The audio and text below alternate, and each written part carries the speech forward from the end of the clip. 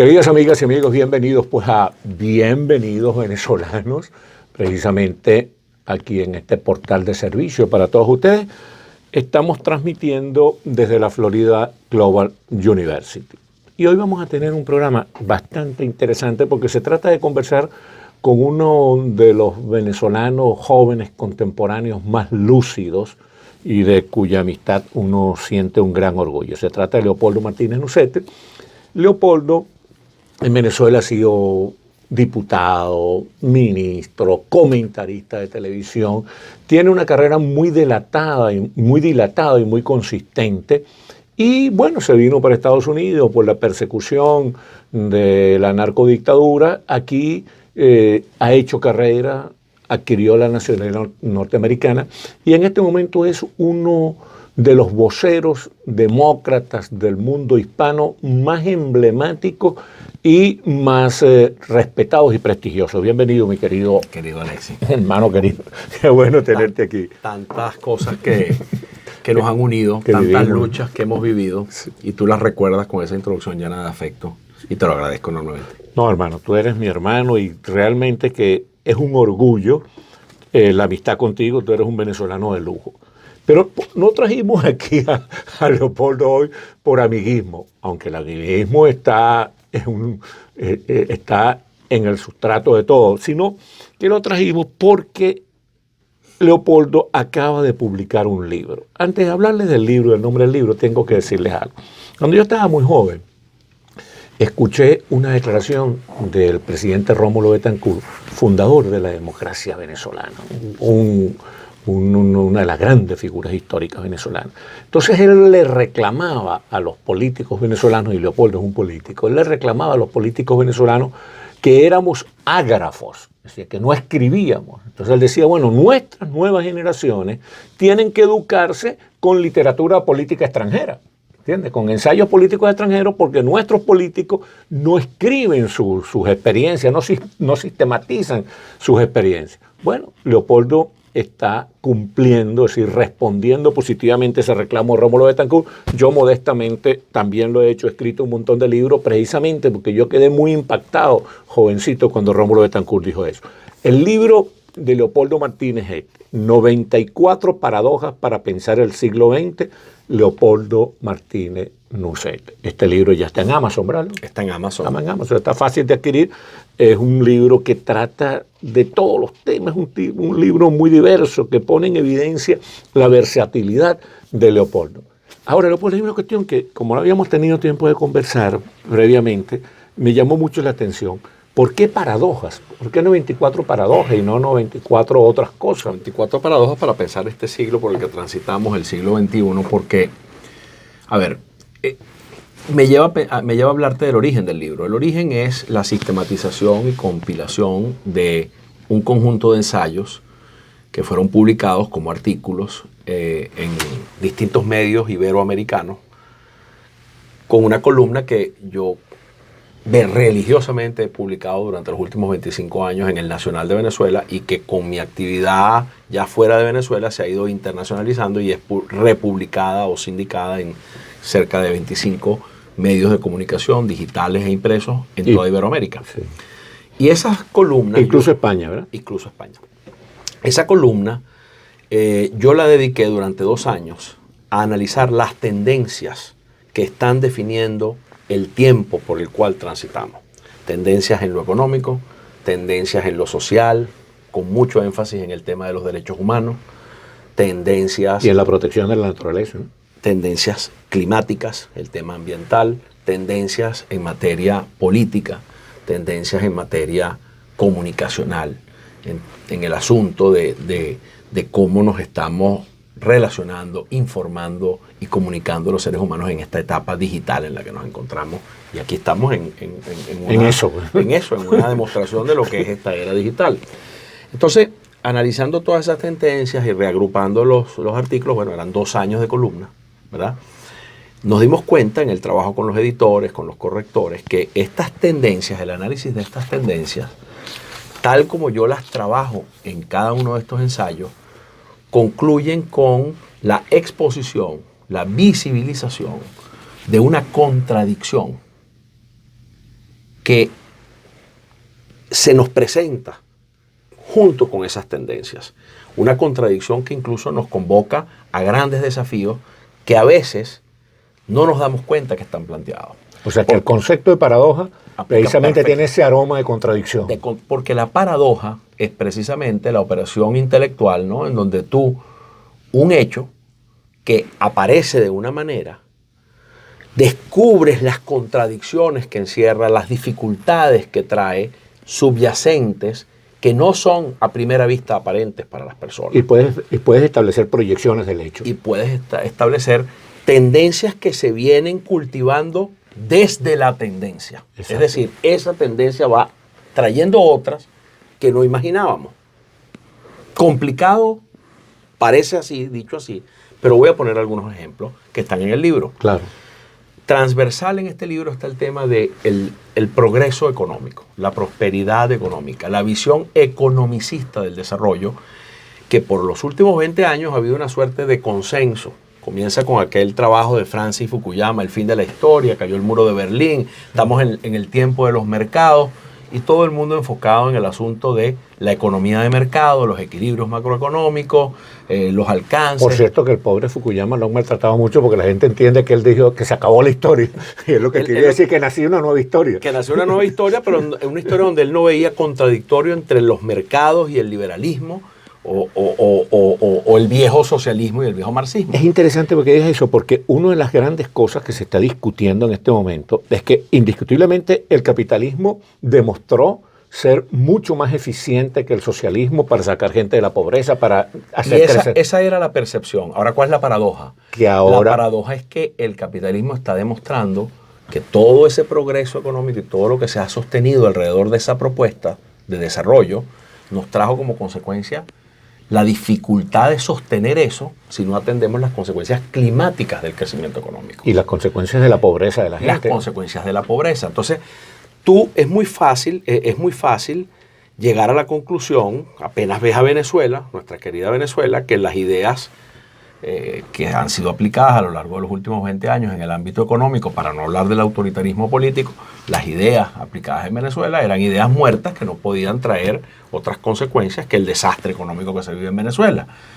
Pero nadie pensó que en Chile podía estar planteado un problema social. Tremendo ejemplo. Dentro de la búsqueda del desarrollo a través de los consensos establecidos en materia económica. Chile fue un país bastante ortodoxo en el manejo de su estrategia de desarrollo, bastante consciente de lo que había que hacer y lo que todos los sectores nacionales e internacionales convenían que hay que hacer para sacar a un país como Chile del sitio en donde se encontraba al sitio en el que está situada su economía hoy día.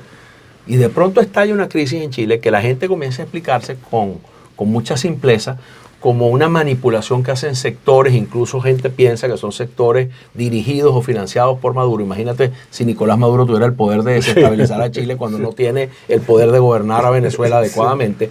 Lo que pasaba en Chile era que mientras todo ese progreso se estaba alcanzando, se estaba produciendo un nuevo fenómeno, que es el fenómeno de la desigualdad.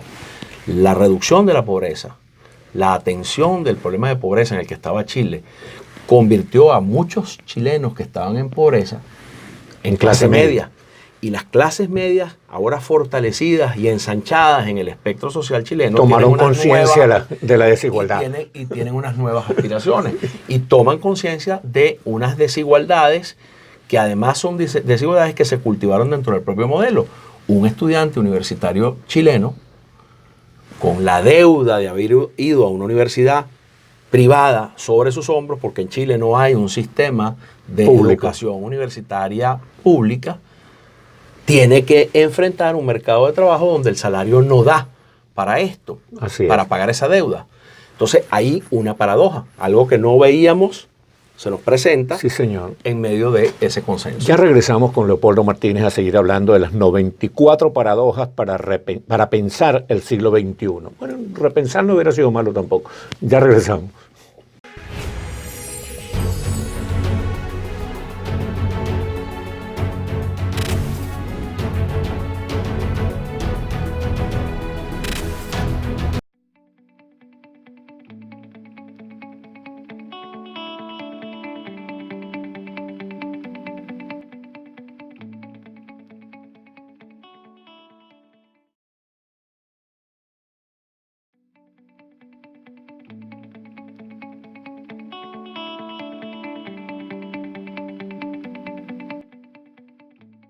Queridas amigas y amigos, aquí estamos en Florida Opina con Alexis Ortiz por bienvenidosvenezolanos.com desde la Florida Global University, desde los estudios de la Florida Global University. Estamos conversando con Leopoldo Martínez sobre su libro 94 paradojas para pensar el siglo XXI. Bueno, ya ustedes lo vieron, los que pudieron ver el programa desde el principio, realmente la materia es interesantísima. Y aquí está un punto que está muy en boga, que es de una actualidad muy, pero muy palpitante y que ha generado una gran disputa teórica en los 4 confines del planeta: la industria de las noticias falsas. Mira, Alexis, en el título del libro, para hablar de esto de las noticias falsas, hay una señal de lo que yo intento con este libro y tiene una relación muy estrecha con lo que tú estás planteando de las noticias falsas. Este libro no intenta, y yo no busco, que nadie me dé la razón en nada de lo que yo estoy diciendo allí. Solo estoy invitando a la gente a pensar. Una de las cosas que está sucediendo en este tiempo es que no estamos pensando. Estamos leyendo y repitiendo cosas sin pensarlas. Pensando, nosotros podemos derrotar muchos de los problemas que están haciendo crisis en las democracias del continente, incluyendo la democracia americana, que está en crisis. Claro. No, y el acicate del pensamiento hoy en día consiste en tener dudas. Porque consiste en tener dudas, consiste en atribuirle valor a la razón, a la ciencia, a las pruebas, a la data. Abandonar el dogmatismo. ¿Sí? Abandonar el dogmatismo. Y las noticias falsas son una de estas paradojas, la industria de las noticias falsas son una de estas paradojas que se nos presentan en este tiempo. ¿Por qué es una paradoja? Porque la tendencia sobre la cual cabalgan las noticias falsas es la tendencia digital, la revolución digital, la revolución de las redes sociales. Cuando llegaron las redes sociales, como yo explico en el libro, todos pensábamos que íbamos rumbo a una democracia más informada, más participativa y de más calidad en su ciudadanía, con mejores gobiernos, con más transparencia, con más mecanismos de interacción entre gobernados, gobernantes, distintos elementos de la sociedad, porque estas plataformas digitales, todos estos mecanismos de comunicación, como lo son las redes sociales, ofrecían esa maravillosa oportunidad. Pero el riesgo que no conocíamos era que el mundo de las redes sociales iba a ir tomando cada día más presencia entre nosotros y funciona con algo que quienes están detrás de este equipo de trabajo tuyo y conocen el tema tecnológico, conocen muy bien, que es el mundo del algoritmo. Sí, señor. Vivimos en el mundo del algoritmo. Nuestro teléfono, nuestra computadora, deja una huella digital sobre lo que a nosotros preferimos, lo que a nosotros nos gusta, el tipo de personas con las que intercambiamos opiniones, fotografías, saludos en nuestras redes sociales. Nos genera un submundo en donde solo recibimos información, tanto para fines comerciales como para fines políticos, que está relacionada con esa huella digital que nosotros vamos dejando allí. Y se crea un escenario de caos que facilita que todas las informaciones, las verdaderas y las falsas, circulan. Y entonces vivimos en una época, ese mundo del algoritmo ha desembocado en lo que yo en el libro defino como el mundo de la posverdad, la época de la mentira deseada. Repetimos mentiras y escuchamos mentiras sin pensar, sin buscar los hechos, sin buscar verificar, sin buscar fuentes de referencia, solo porque pertenecen a la burbuja informativa en la que vivimos. ¿Qué ha sucedido como consecuencia de eso? Que los medios de comunicación, tú has escrito en periódicos, yo he escrito en periódicos, en los tiempos de la prensa tradicional, tú tenías un editor. Y cuando tú presentas un artículo, el editor te dice: ¿de dónde sacas esto? Sí, ¿por qué dices esto? ¿Tú estás seguro de esto? Sí. Y cuando eres un reportero de investigación, está en todas esas grandes películas que nos apasionan de cómo la prensa libre ha movido el piso de gobierno. Y hay incluso unos abogados que te dicen, cuidado con lo que vas a escribir allí si no tienes pruebas de lo que estás diciendo. Todo eso se acabó, se relativizó, se relajó, porque los medios tradicionales tienen que competir para lograr que tú los leas con el algoritmo que tú has escogido como tu huella digital. Entonces tienen que irse haciendo más irresponsables y más amarillistas. Y ahí está la clave, ¿no? Porque los medios que tendrían que operar como factor de verificación han caído en la irresponsabilidad de las redes. No pueden porque perderían audiencia, serían desplazados. Entonces, en ese espacio en donde nos encontramos, han surgido dos cosas sumamente peligrosas para la democracia. La primera es la imposibilidad de entendernos. Vivimos en sociedades profundamente polarizadas, Sí, señor. con liderazgos políticos profundamente polarizantes. Es decir, liderazgos políticos que no están buscando que pensemos y nos entendamos, sino están buscando estimular esos bajos instintos, esas mentiras deseadas que tú crees o las que yo creo. Porque son liderazgos, Leopoldo, que ya buscan, porque esa es la cultura de las redes, ya no buscan comunicarse con la inteligencia de la gente, sino con sus emociones. Con sus emociones. Sí. Y eso crea, Alexis, sociedades polarizadas, sociedades en donde lo que está dominando son los extremos populistas.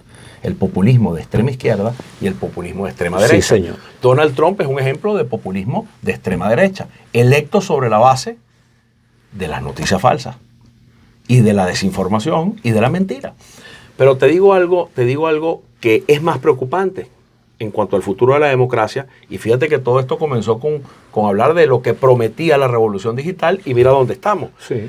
Que un país en el planeta apareció para potenciar la libertad de expresión y terminó maltratándola. Un país, un régimen en el planeta, Rusia, el régimen ruso, ha desarrollado magistralmente la ciencia de la manipulación informática. Cómo manipular a través de las redes sociales. Sí. Y se ha convertido en un exportador de inestabilidad y de desestabilización en países democráticos. Incluso Estados Unidos. Incluso Estados Unidos. Entonces, mírame dónde estamos.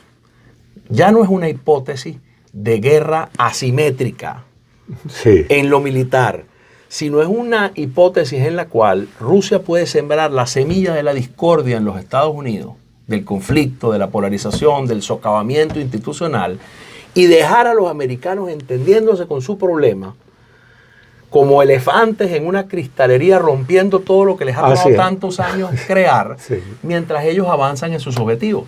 Pero al mismo tiempo aparece el riesgo del riesgo cibernético, el riesgo del ciberespionaje, el riesgo de la utilización de lo tecnológico para hacer daño real en la vida. Y vamos a montarnos en ese potro que has venido cabalgando tú para hablar de algo que también tiene que ver con las distorsiones más odiosas de la contemporaneidad, que es que la globalización permite globalización de ideas, de tecnología, de productos, de comercio, menos de gente. Es decir, los mercados pues, son libres para todo menos para que la gente se mueva. Exactamente. Entonces, es una globalización de todo, pero el tratamiento que se le da al ser humano regresó a lo tribal, regresó a la cultura tribal. ¿Y cómo lo comentas tú? Yo trabajo aquí el tema de las migraciones. Una de las tendencias de este tiempo son las migraciones. Y las migraciones están produciéndose de países con crisis y pobreza hacia países donde hay una relativa oportunidad de crecimiento y de desarrollo. Y entonces estamos rumbo a una sociedad donde los migrantes piden reconocimiento de sus derechos humanos. El derecho de los migrantes es una tendencia de este tiempo. Pero esta migración está produciendo un regreso a algo inesperado.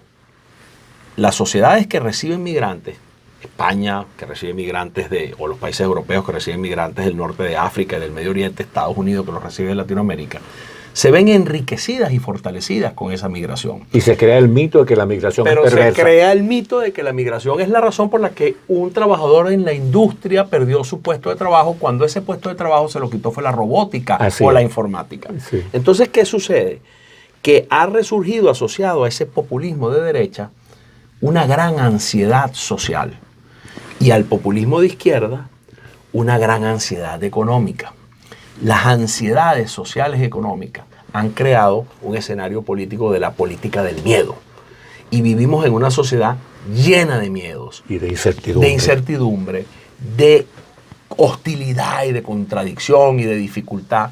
en donde el liderazgo, lejos de ayudar a que la gente se acerque y se entienda, se aprovecha de ese conflicto. se aprovecha de ese conflicto. Hermano querido, qué bien, chicos. Qué lástima que no tengamos más tiempo. Hay muchas más cosas en el libro que me encantaría compartir, pero con eso dejamos a la gente con la curiosidad en Amazon. Y que se lean el libro. Porque... Oye, estamos esta semana aquí en Miami, para quienes nos escuchan y están aquí. Mañana en la Universidad de Florida International University. El jueves. Mañana jueves, a las 6 de la tarde.